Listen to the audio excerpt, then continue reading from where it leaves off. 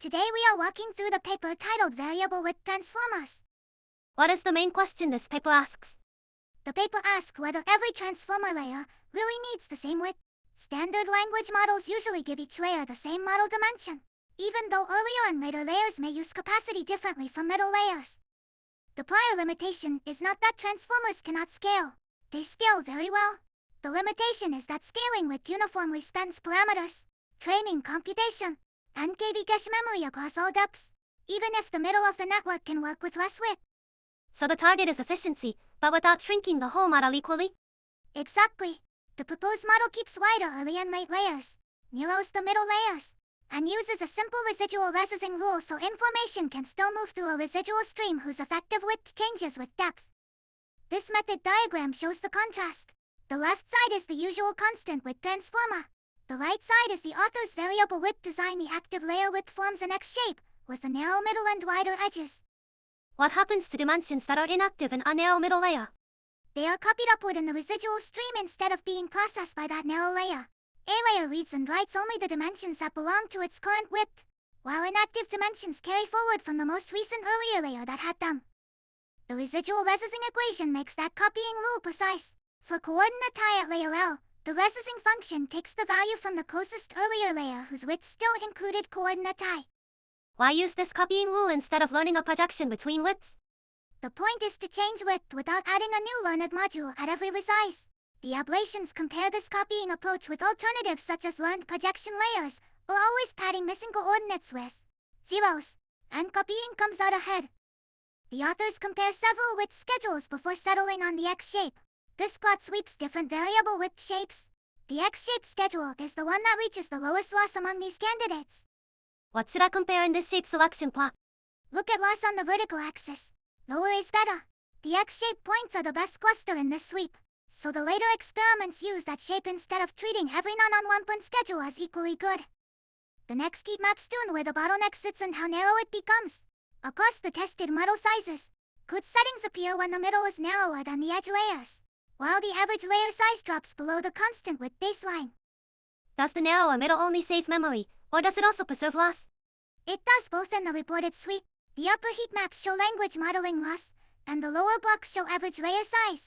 The useful region is where loss stays competitive while average layer size is clearly smaller than the uniform baseline. For the main results, the paper trains decoder-only language models from 200 million to 2 billion dense parameters, and also reports a 3 billion parameter mixture of experts setting.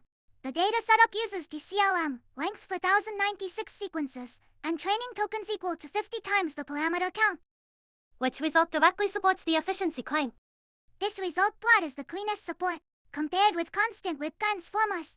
The variable width model reaches lower loss at smaller training compute cost on the left, and lower loss at smaller average layer size on the right. What do the two panels mean in practical terms? The left panel says the same loss can be reached with less pre-training computation. The right panel says the same loss can be reached with a smaller average layer size, which the paper connects to KV cache memory and input-output cost during inference. Quantitatively, the paper reports a 22% reduction in FLOPS under fitted loss-matched scaling curves, and a 15% reduction in KV cache memory and input-output cost. Those numbers are not just smaller model claims, they are tied to matching loss. Do they explain why the bottleneck can help instead of only reporting loss? Yes. One analysis studies middle layer representation collapse.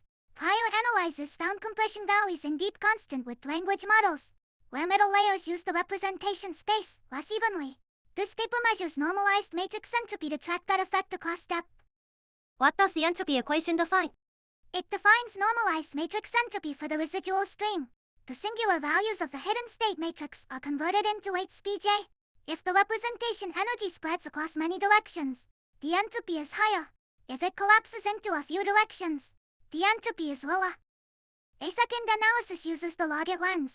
At each layer, they decode the hidden state into vocabulary space and measure target token probability, decoded distribution entropy, and layer-to-layer KL divergence.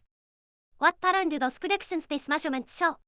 The variable width model assigns higher probability to the target token through much of the early to middle network, while its decoded token distribution has lower entropy. Its adjacent layer KL is also lower there, meaning the prediction distribution changes more gradually across those layers before sharpening near the end. What limitations should we keep in mind while treating this as deployment ready? The paper is careful about that. Variable width transformers are still matrix multiplication heavy, but current kernels and serving systems are optimized around uniform width, so the reported theoretical efficiency may need purpose-built implementation work before the full speedup appears in production. The takeaway is that width is a design degree of freedom, not just the global size knob. By making the middle layers narrower and preserving residual information carefully, this paper gets better loss efficiency trade-offs than constant width baselines and opens a practical path for architecture research beyond uniform scaling.